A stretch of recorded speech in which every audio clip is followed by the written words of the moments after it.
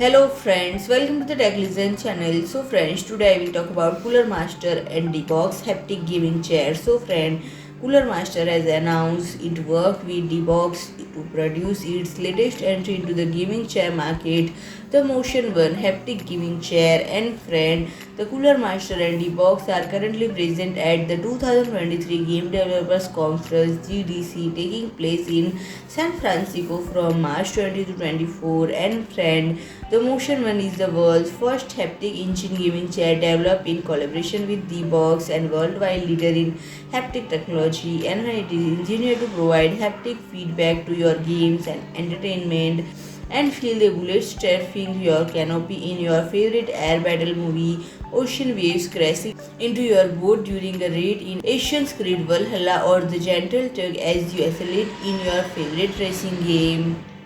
And friend, it can produce more than 65,000 motion waves to create a sense of presence that complements what you see and hear.